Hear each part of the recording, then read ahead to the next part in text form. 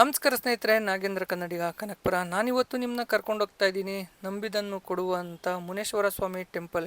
ಈ ಟೆಂಪಲ್ ಎಲ್ಲಿ ಬರುತ್ತೆ ಅಂತ ನೀವು ಕೇಳೋದಾದರೆ, ಕನಕಪುರದಿಂದ ಕೋಡಹಳ್ಳಿ ಹೋಗಿ ಕೋಡಹಳ್ಳಿಯಿಂದ ದೊಡ್ಡಹಳ್ಳಿಗೆ ಹೋಗುವಂಥ ರಸ್ತೆಯಲ್ಲಿ ಟೀಗೊಲ್ಲಹಳ್ಳಿ ಅನ್ನೋ ಒಂದು ಗ್ರಾಮ ಬರುತ್ತದೆ. ಆ ಗ್ರಾಮದ ಹತ್ರ ನೀವು ಎಡಭಾಗಕ್ಕೆ ಟರ್ನ್ ಆದರೆ ನಿಮಗೆ ಮುನೇಶ್ವರನ ದೊಡ್ಡಿ ಅನ್ನೋ ಒಂದು ಗ್ರಾಮ ಬರುತ್ತೆ.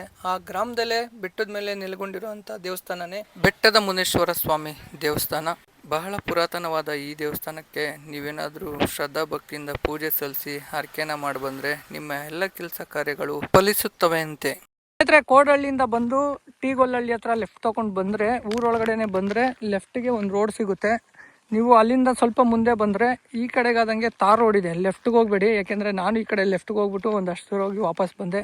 ಏನು ನೇರವಾಗಿ ಕಾಣಿಸ್ತಾ ಇದೆ ಈ ರಸ್ತೆಯಲ್ಲಿ ಹೋದರೆ ಆ ದೇವಸ್ಥಾನ ನಿಮಗೆ ಸಿಗುತ್ತೆ. ನೇರವಾಗಿ ಬಂದರೆ ನಿಮ್ಗೆ ಸಿಗೋದೆ ಈ ಅದ್ಭುತವಾದ ಮಣ್ಣಿನ ರಸ್ತೆ. ಕಾರ್ಗಳು ಸಹ ದೇವಸ್ಥಾನದ ಮೇಲ್ವರೆಗೂ ಬರ್ತವೆ. ಬಹಳ ಅದ್ಭುತವಾದ ರಮಣೀಯ ಒಂದು ಪರಿಸರದ ಮಧ್ಯದಲ್ಲಿರುವಂಥ ಈ ದೇವಸ್ಥಾನಕ್ಕೆ ದಯವಿಟ್ಟು ಪ್ಲಾಸ್ಟಿಕ್ನ ಯಾರು ತರಲಿಕ್ಕೆ ಹೋಗಬೇಡಿ. ಪ್ಲಾಸ್ಟಿಕ್ನ ತಂದು ಆ ದೇವಸ್ಥಾನ ಹಾಗೆ ಪರಿಸರನ ಹಾಳು ಮಾಡುವಂಥ ಕೆಲಸ ನೀವು ಯಾರು ಸಹ ಮಾಡೋದು ಬೇಡ. ನೀವು ನೋಡ್ಬೋದು ಬೆಟ್ಟದ ಮುನೇಶ್ವರ ಸ್ವಾಮಿ ದೇವಸ್ಥಾನದ ಹೊರನೋಟನ.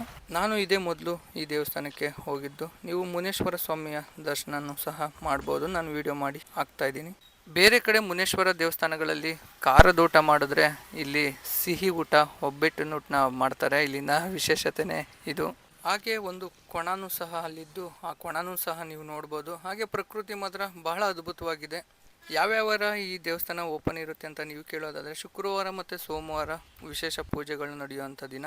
ನೀವೇನಾದರೂ ಬೇರೆ ದಿನದಲ್ಲಿ ಹೋಗ್ತೀವಿ ಅಂತಂದರೆ ಕೆಳಗಡೆ ಊರಲ್ಲೇ ಅರ್ಚಕರು ಇರ್ತಾರೆ, ಅವ್ರನ್ನ ಗಮನಕ್ಕೆ ತಂದು ಅವ್ರನ್ನ ಕರ್ಕೊಂಡು ಹೋಗ್ಬೋದು ಅಂತ ಹೇಳ್ತಾ ಮತ್ತೆ ಮುಂದಿನ ವಿಡಿಯೋದಲ್ಲಿ ಸಿಗೋಣ. ಧನ್ಯವಾದಗಳು. ಇದೇ ಥರ ನಮ್ಮ ಕನಕಪುರದ ವಿಡಿಯೋಗಳಿಗಾಗಿ ಫಾಲೋ ಮಾಡೋದನ್ನ ಮತ್ತು ಸಬ್ಸ್ಕ್ರೈಬ್ ಮಾಡೋದನ್ನ ಮರಿಬೇಡಿ ಅಂತ ಹೇಳ್ತಾ, ಒಳ್ಳೆ ಬ್ಯೂಟಿಫುಲ್ ಆದ ಪ್ಲೇಸ್ಗಳನ್ನ ತೋರಿಸೋಂಥ ಪ್ರಯತ್ನಗಳ ಮುಂದಿನ ದಿನಗಳಲ್ಲಿ ಮಾಡ್ತೀನಿ. ಮತ್ತೆ ಮುಂದಿನ ವಿಡಿಯೋದಲ್ಲಿ ಸಿಗೋಣ. ಧನ್ಯವಾದಗಳು.